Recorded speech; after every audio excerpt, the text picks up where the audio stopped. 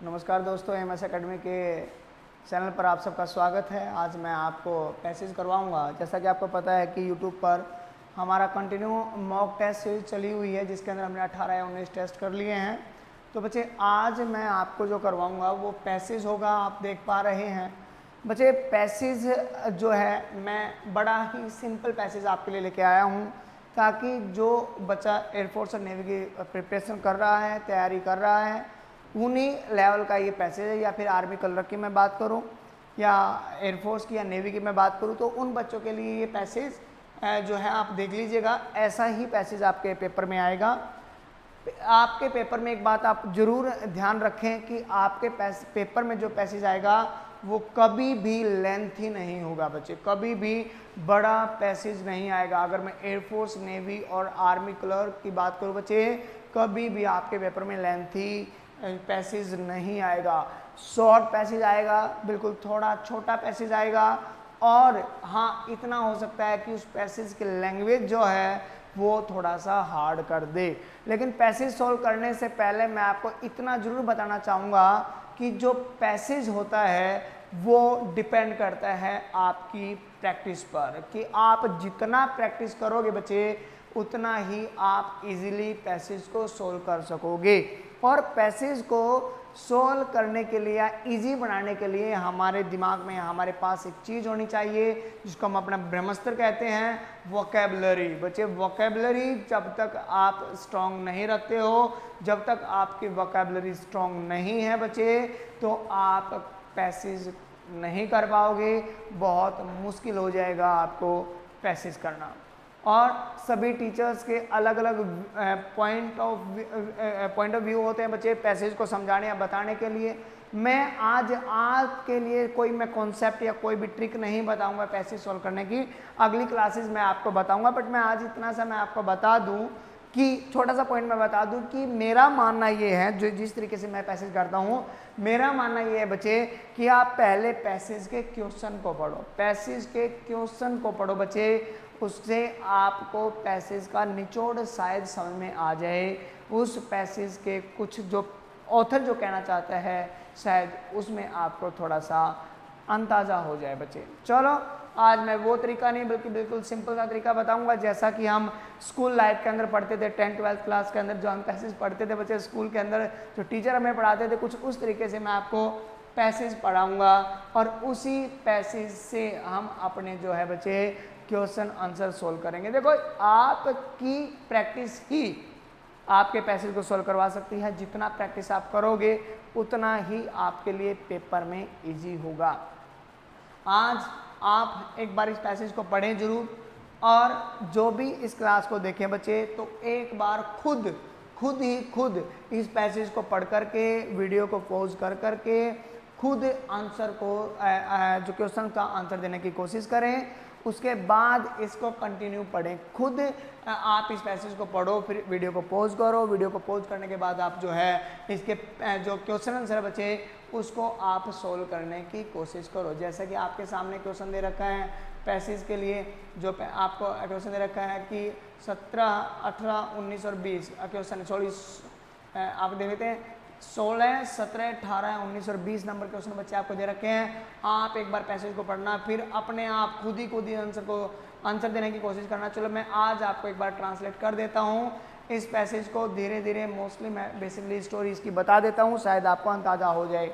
यहाँ पर ऑथर कहना चाहता है कि जो वास्तविक रीज़न जो है कि क्यों मैं पसंद नहीं करता इस बुक ट्रेड में रहना पूरी जिंदगी। क्या रीजन है बच्चे, वो अपना रीजन बताएगा कि वास्तविक रीजन क्या है कि वो बुक ट्रेड को क्यों पसंद नहीं करता, बुक ट्रेड में क्यों नहीं रहना चाहता पूरी जिंदगी।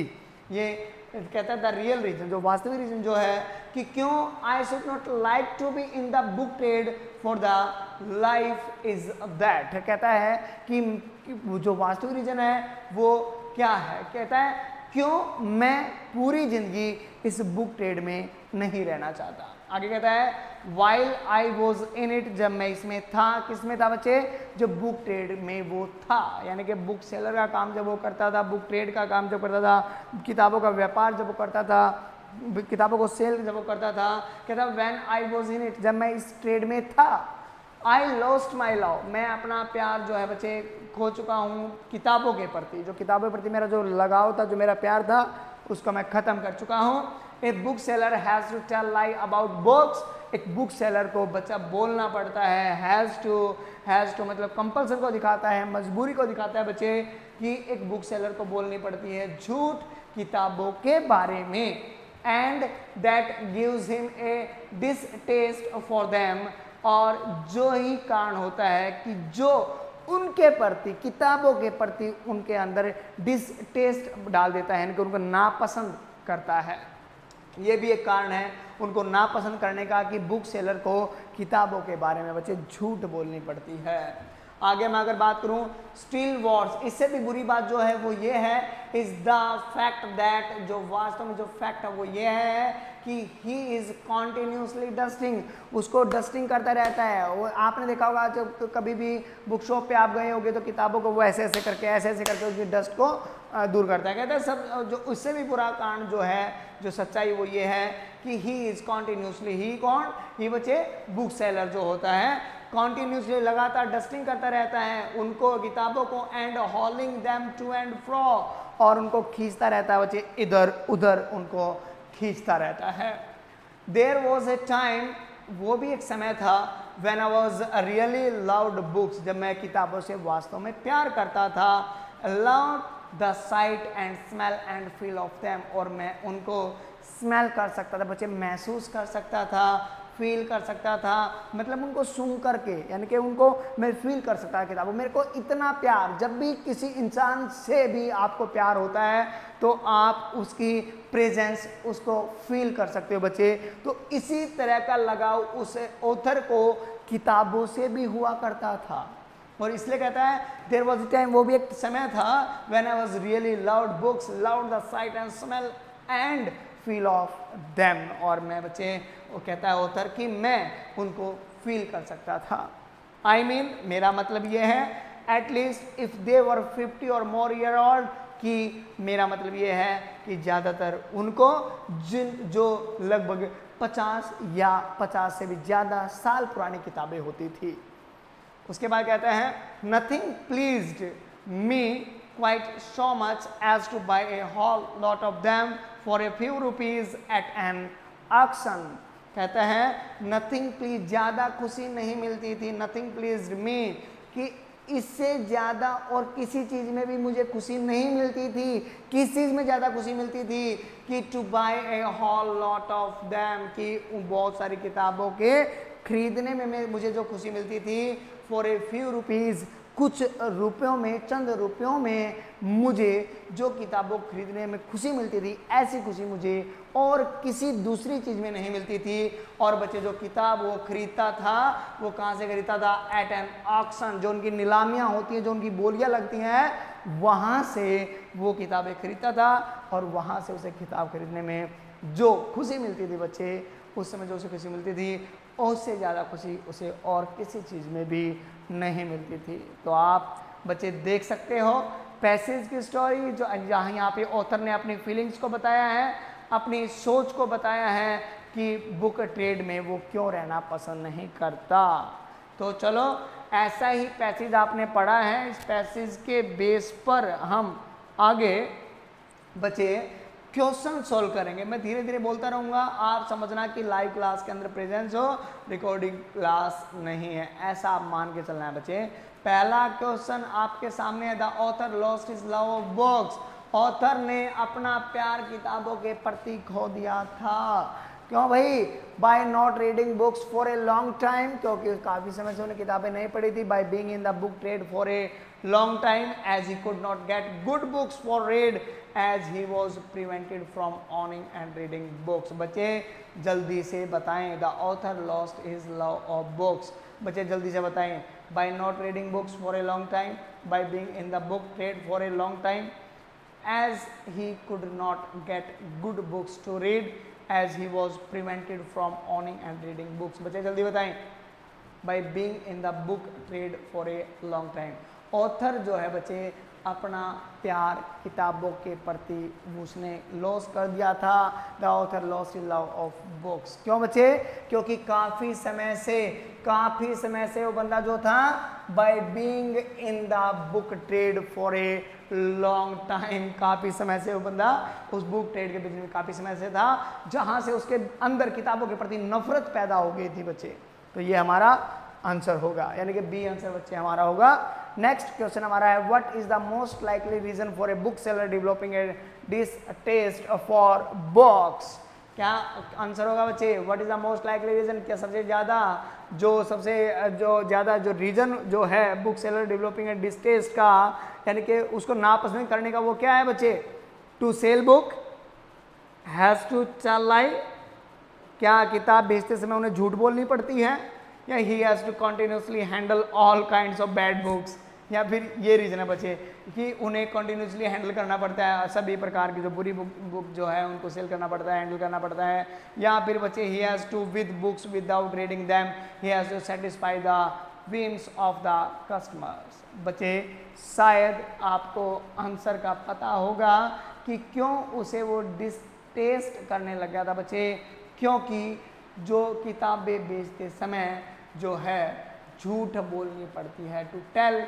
To sell books he has to tell lie, किताबें बेचते समय झूठ बोलनी पड़ती है, यही कारण था बच्चे। आप पैसेज जब देखोगे तो वहाँ पे दे रखा है, a book seller has to tell lie about books and that gives him a distaste for them.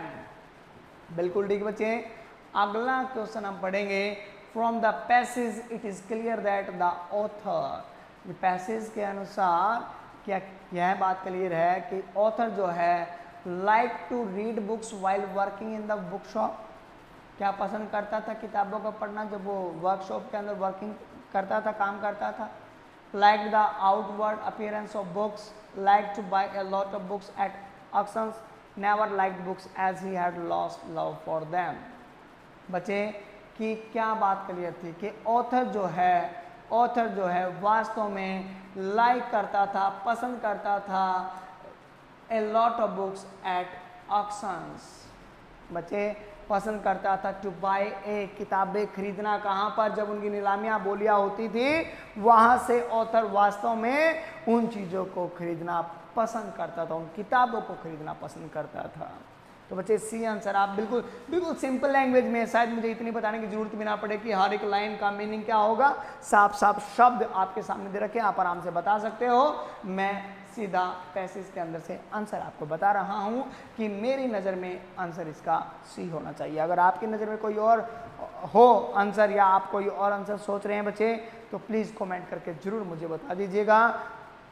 Next question, अगर मैं 19 नंबर क्वेश्चन की बात करूँ तो बच्चे कहता है, the book seller has to tell lie about books because of, book seller को झूठ बोलनी पड़ती है किताबों के बारे में क्योंकि hide the book, promote the sale, publisher should not know the real scale, the author could be deceived। क्या है बच्चे? deceived धोखा होता है। publisher should not know the real scale to promote the sale। बच्चे आप किसी भी बुक शॉप पे जाओगे, आप उसे कहोगे कि मुझे ना एयरफोर्स की प्रिपरेशन के लिए किताब चाहिए, मुझे इंग्लिश की किताब चाहिए, मुझे फिजिक्स की, मुझे मैथ की, मुझे किताब चाहिए, मुझे टेक्निकल नॉन टेक्निकल की किताब चाहिए। तो अगर आपको नहीं पता है तो वो क्या करेगा? बुक सेलर क्या करेगा बच्चे? किताब लेके आएगा और वो कहेगा, वो किताब उठा के लेके आएगा बच्चे जिसकी उसकी सेल नहीं होती है। इसलिए वो क्या करेगा? उस स्टॉक के अंदर से किताब लेके आएगा और कहेगा, बेटा एक काम कर, इस बुक को पढ़ के देख, ये बुक बहुत अच्छी है आज के दिन मार्केट के अंदर। तो ऐसा वो इसलिए करते हैं बच्चे कि ताकि वो प्रमोट कर सके अपनी सेल को, ताकि अपनी किताबों को निकाल सके, बेच सके। बिल्कुल ठीक आंसर। आप बड़े प्यार से, बड़े आराम से इस बात को कर सकते हो। अगली बात अगर मैं करूं बच्चे 20 नंबर क्वेश्चन की, when did the author loves book, कब जो ऑथर है किताबों से प्यार करता था? क्या वो एट 10 एज में करता था, या फिर इस ट्रेड में आने से पहले करता था, या फिर जब वो परचेज करता था ऑक्शन को, जब वो एंजॉय करता था? बच्चे प्लीज बताएं। प्लीज बच्चे बताएं।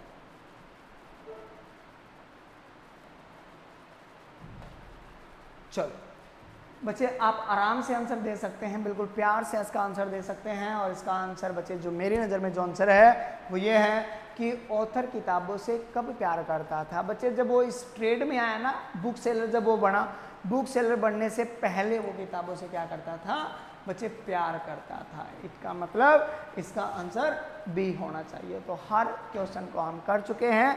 आई थिंक, आई होप कि आपको ये पैसेज जरूर जरूर समझ में आया होगा।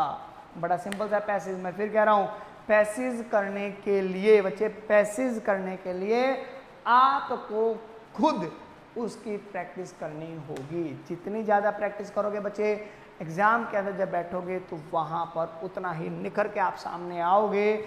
जब तक प्रैक्टिस नहीं करोगे, किसी टीचर पर डिपेंड हो जाओगे कि ये टीचर मुझे बताएगा, ये टीचर मुझे 50 पैसेज करवा देना तो मैं करके आऊँ। अरे बच्चा, वो जो है, जो टीचर जो है, वो अगर आपको 500 पैसेज भी करवा दे तो भी आपका इतना फ़ायदा नहीं होगा जब आप खुद के 100-150 पैसेज कर लोगे। और पैसेज करने के लिए सबसे इम्पोर्टेंट चीज़ कि उसकी लैंग्वेज समझ में आनी चाहिए। लैंग्वेज कब समझ में आएगी?